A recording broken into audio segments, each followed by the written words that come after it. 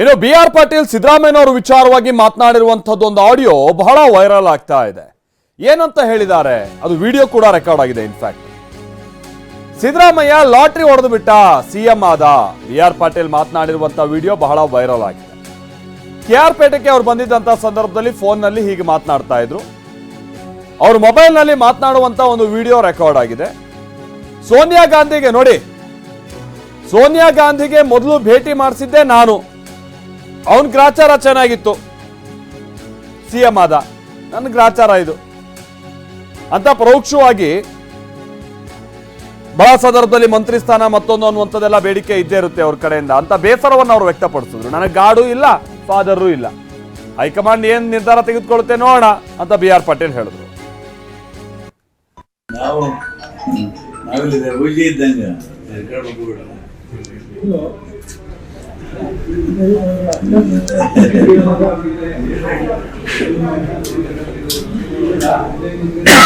Lucky lottery ಹೊಡೆದ್ಬಿಟ್ಟ, ಮುಖ್ಯಮಂತ್ರಿ ಆದ. ನಾನು ಸೋನಿಯಾ ಗಾಂಧಿ ಭೇಟಿ ಮಾಡಿದ್ರು ನಾನೇ ಫಸ್ಟ್.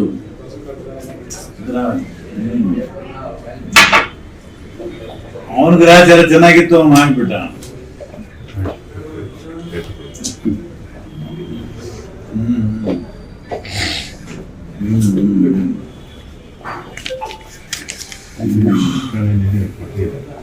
ನೋಡಿ, ನಮ್ಗೆ ಗಾಡ್ ಫಾದರ್ ಇಲ್ಲ, ಗಾಡು ಇಲ್ಲ, ಫಾದರ್ ಇಲ್ಲ.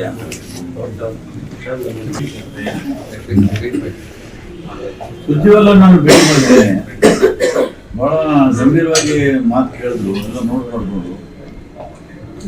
ಆಮೇಲೆ ಮನೆಯವ್ರಿಗೆ ಹೇಳೋದಂದ್ರೆ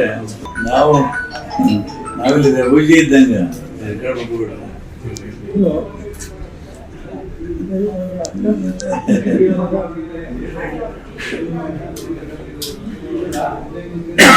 ಲಕ್ಕಿ ಲಾಟ್ರಿ ಹೊಡೆದ್ಬಿಟ್ಟ, ಮುಖ್ಯಮಂತ್ರಿ ಆದ. ನಾನು ಸೋನಿಯಾ ಗಾಂಧಿ ಭೇಟಿ ಮಾಡಿದ್ರು ನಾನೇ ಫಸ್ಟ್.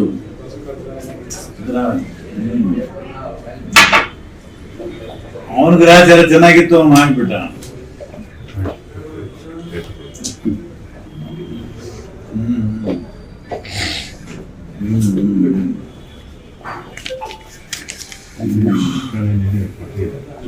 ನೋಡಿ, ನಮ್ಗೆ ಗಾಡ್ ಫಾದರ್ ಇಲ್ಲ, ಗಾಡು ಇಲ್ಲ, ಫಾದರ್ ಇಲ್ಲ.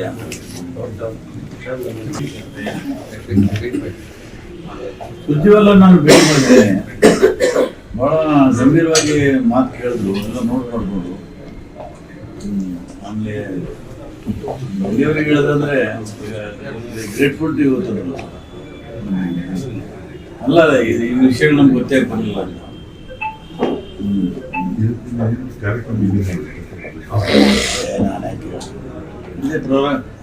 left to the High Command and CM.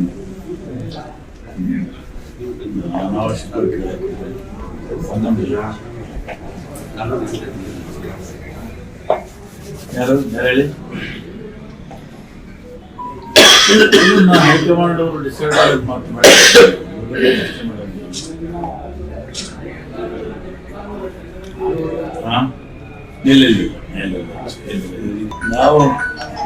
ನಾವಿಲ್ಲಿದೆ ಪೂಜೆ ಇದ್ದಂಗ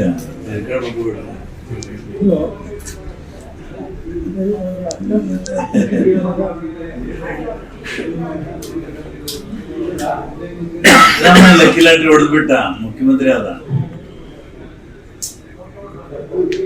ನಾನು ಸೋನಿಯಾ ಗಾಂಧಿ ಭೇಟಿ ಮಾಡಿದ್ರು ನಾನೇ ಫಸ್ಟ್.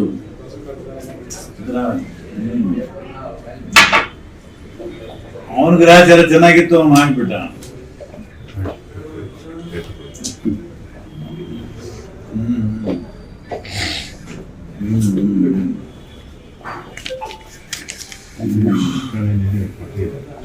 ನೋಡಿ, ನಮ್ಗೆ ಗಾಡ್ ಫಾದರ್ ಇಲ್ಲ, ಗಾಡು ಇಲ್ಲ, ಫಾದರ್ ಇಲ್ಲ.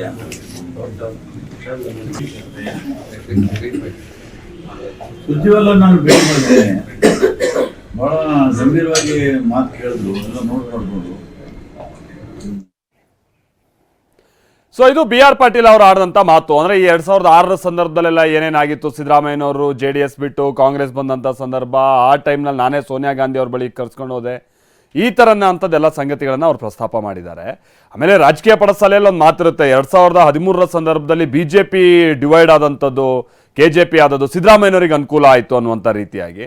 ಆಮೇಲೆ ತೀರಾ ಮೊನ್ನೆ ಆದಂಥ ಘಟನಾವಳಿಗಳು ಕೂಡ ಕೆಲವರು ಪ್ರಸ್ತಾಪ ಮಾಡ್ತಿರ್ತಾರೆ. ಅದನ್ನು BR ಪಾಟೀಲ್ ಅವರು ಭಾಳ ಲಕ್ಕಿ ಪರ್ಸನ್ ಅನ್ನೋ ರೀತಿಯಾಗಿ ಮಾತನಾಡಿದ್ದಾರೆ. ಅದೃಷ್ಟನಾಯ್ತು, ಗ್ರಾಚಾರ. ದಿಲೀಪ್ ಇದಕ್ಕೆ ಸಂಬಂಧಪಟ್ಟ ಮತ್ತಷ್ಟು ಡೀಟೇಲ್ಸ್ ಕೊಟ್ಟಿದ್ದಾರೆ. ದಿಲೀಪ್, ಯಾವ ಸಂದರ್ಭದಲ್ಲಿ BR ಪಾಟೀಲ್ ಅವರು ಆಡಿರುವಂಥದ್ದು ಮಾತು, ಆಮೇಲೆ ಯಾರ ಜೊತೆಗೆ ಈ ಕಾನ್ವರ್ಸೇಷನ್ ಅಲ್ಲಿ ಇದ್ರು, ಏನ್ ಕತೆ, ಏನಾದ್ರು ಡೀಟೇಲ್ಸ್ ದಿಲೀಪ್? ಮಲ್ಲೇಶ್, ಏನು ಕಾಂಗ್ರೆಸ್ ನಲ್ಲಿ ಎಲ್ಲವೂ ಸರಿ ಇಲ್ಲ ಅನ್ನುವಂಥದ್ದು ಈ ಒಂದು ಸಂಭಾಷಣೆಯ ಸಾಕ್ಷಿ ಆಗಿರುವಂತದ್ದು. ಇವತ್ತು BR ಪಾಟೀಲ್ ಅವರು KR ಪೇಟೆಗೆ ಬಂದಿದ್ರು. KR ಪೇಟೆ ಕೃಷ್ಣ ಅವರ ಒಂದು ಹುಟ್ಟುಹಬ್ಬದ ಕಾರ್ಯಕ್ರಮಕ್ಕೆ ಬಂದಿದ್ರು. ಈ ಕಾರ್ಯಕ್ರಮ ಬಂದಂತ ಸಂದರ್ಭದಲ್ಲಿ ಅವರು ಐದಿಯಲ್ಲಿ ಕುಳಿತು ಮಾತನಾಡ್ತಾ ಇದ್ರು. ಆದ್ರೆ ಯಾರ ಜೊತೆ ಮಾತನಾಡ್ತಾ ಇದ್ರು ಅನ್ನುವಂಥದ್ದು ಗೊತ್ತಾಗಿಲ್ಲ. ಆದ್ರೆ ಒಂದಂತೂ ಸ್ಪಷ್ಟವಾಗಿದೆ, ಅವರ ಆಪ್ತರ ಬಳಿಯಲ್ಲಿ ಮಾತನಾಡ್ತಾ ಇದ್ರು ಅನ್ನುವಂಥದ್ದು ಗೊತ್ತಾಗ್ತಾ ಇರುವಂತದ್ದು. ಆದ್ರೆ ಈ ಒಂದು ಸಂದರ್ಭದಲ್ಲಿ ಅವರು ಸಾಕಷ್ಟು ನೋವನ್ನ ಹೇಳ್ಕೊಂಡಿರುವಂತದ್ದು. ಯಾಕಂದ್ರೆ ಅವರು ಇಷ್ಟೊಂದು ಹಿರಿಯ ಶಾಸಕರಿದ್ದಾರೆ. ಹಿರಿಯ ಶಾಸಕರಾದ್ರೂ ಅವ್ರಿಗೆ ಮಂತ್ರಿ ಸ್ಥಾನ ಸಿಕ್ಕಿಲ್ಲ ಅನ್ನುವಂಥದ್ದು ಅವ್ರಿಗೆ ಇರುವಂತ ನೋವು. ಯಾಕಂದ್ರೆ ಸಿದ್ದರಾಮಯ್ಯನವ್ರನ್ನ ತಾವೇ ಅವರು ಪಕ್ಷಕ್ಕೆ ಕರೆದುಕೊಂಡು ಬಂದಿದ್ದೆ. ಆದ್ರೆ ಈಗ ನನಗೆ ಮಂತ್ರಿ ಆಗಕ್ಕಾಗಿಲ್ಲ, ಆದ್ರೆ ಸಿದ್ದರಾಮಯ್ಯನವರು CM ಆದ್ರು ಅನ್ನುವಂಥ ವಿಚಾರವನ್ನು ಕೂಡ ಹೇಳ್ತಾ ಇರುವಂತದ್ದು. ಅದ್ರ ಜೊತೆಗೆ ಮಾಧ್ಯಮಗಳ ಜೊತೆಗೂ ಕೂಡ ಮಾತನಾಡುವ ಸಂದರ್ಭದಲ್ಲಿ ಅದೇ ವಿಚಾರವನ್ನ ಪ್ರಸ್ತಾಪ ಮಾಡಿದ್ದಾರೆ. ಆದ್ರೆ 8 ಶಾಸಕರನ್ನ ನಾವು JDS ನಿಂದ ಕಾಂಗ್ರೆಸ್ಗೆ ಹೋದ್ವಿ. ಕಾಂಗ್ರೆಸ್ಗೆ ಹೋದಂತ ಸಂದರ್ಭದಲ್ಲಿ ಸಿದ್ದರಾಮಯ್ಯನವರು CM ಆದ್ರು, ಇದಕ್ಕೆ ಒಂದು ರೀತಿಯಲ್ಲಿ ಲಕ್ಕಿ ಲಾಟ್ರಿ ಹೊಡೆದ್ರು ಅನ್ನುವಂಥದ್ದು ನಿಟ್ಟಿನಲ್ಲಿ ಕೂಡ ಹೇಳ್ತಾ ಇರುವಂತದ್ದು. ಆದ್ರೆ BR ಪಾಟೀಲ್ ಅವರ ಜೊತೆಗೆ ಸಿದ್ದರಾಮಯ್ಯನವರು ನಿಲ್ಲಿಲ್ಲ ಅನ್ನುವಂಥದ್ದು ಒಂದು ರೀತಿಯಲ್ಲಿ ಅಸಮಾಧಾನ ಇದೆ ಅನ್ನುವಂಥದ್ದು ಸ್ಪಷ್ಟವಾಗಿ ಗೊತ್ತಾಗ್ತಾ ಇರುವಂತದ್ದು. ಯಾಕಂದ್ರೆ ಅವ್ರಿಗೆ ಅನುದಾನ ಕೊಡ್ತಾ ಇಲ್ಲ ಅನ್ನುವಂಥ ವಿಚಾರವೂ ಕೂಡ ಅಸಮಾಧಾನ ಇದೆ ಅನ್ನುವಂಥ ಮಾತುಗಳನ್ನು ಹೇಳ್ತಾ ಇದ್ದಾರೆ. ಆದ್ರೆ ಎಲ್ಲೊಂದ್ ಕಡೆ ಮಾಧ್ಯಮಗಳ ಜೊತೆ ಮಾತಾಡುವ ಸಂದರ್ಭದಲ್ಲಿ ತೇಪೆ ಹಾಕುವ ಕೆಲಸವನ್ನ ಮಾಡಿದ್ರು. ಆದ್ರೆ ಎಲ್ಲೊಂದ್ ಕಡೆ ಆಪ್ತರ ಜೊತೆ ಮಾತಾಡ್ಬೇಕಾದ್ರೆ ಅವ್ರಿಗೆ ಎಷ್ಟು ಅಸಮಾಧಾನ ಇದೆ ಅನ್ನುವಂಥದ್ದು ಸ್ಪಷ್ಟವಾಗಿ ಗೊತ್ತಾಗ್ತಾ ಇರುವಂತದ್ದು. ಅವ್ರಿಗೆ ಮಂತ್ರಿ ಸ್ಥಾನ ಸಿಕ್ಕಿಲ್ಲ, ಜೊತೆಗೆ ಪಕ್ಷದಲ್ಲಿ ನಡೀತಾ ಇರುವಂತಹ ಬೆಳವಣಿಗೆಗಳು ಮತ್ತೆ ಒಂದಷ್ಟು ಆರೋಪಗಳು ಬಂದಿರುವಂತದ್ದು, ಏನು ಗೃಹ ಇಲಾಖೆ ವಿಚಾರವಾಗಿ ಅದೆಲ್ಲವೂ ಕೂಡ ಅಸಮಾಧಾನ ಅವರ ಇರುವಂತದ್ದು. ಆದ್ರೆ ಅವ್ರಿಗೂ ಕೂಡ ಒಳ್ಳೆಯಂತ ಸ್ಥಾನಮಾನ ಸಿಕ್ಕಿಲ್ಲ ಅನ್ನುವಂಥದ್ದು ಕೂಡ ಅವರ ಅಸಮಾಧಾನ ಇರುವಂತದ್ದು. ಜೊತೆಗೆ ಎಲ್ಲೊಂದ್ ಕಡೆ ಸಿದ್ದರಾಮಯ್ಯನವರು ನಿನ್ನೆ ಮಂಡ್ಯಕ್ಕೆ ಬಂದಂತ ಸಂದರ್ಭದಲ್ಲಿ DK ಶಿವಕುಮಾರ್ ಅವರು ನನಗೂ ಯಾವುದೇ ರೀತಿಯಂತ ಅಸಮಾಧಾನ ಇಲ್ಲ, ಪಕ್ಷದಲ್ಲಿ ಎಲ್ಲವೂ ಸರಿ ಇದೆ ಅನ್ನುವಂಥದ್ದನ್ನ ಸಂದೇಶ ಸಾರಕ್ಕೆ ಮುಂದಾದ್ರೂ ಕೂಡ ಪಕ್ಷದಲ್ಲಿರುವಂತಹ ಶಾಸಕರುಗಳಿಗೆ ಎಷ್ಟರ ಮಟ್ಟಿಗೆ ಅಸಮಾಧಾನ ಇದೆ ಅನ್ನುವಂಥದ್ದು ಇದು ಬಹುದೊಡ್ಡ ಸಾಕ್ಷಿ ಆಗಿರುವಂತದ್ದು. Maltesh, thank you Dilip.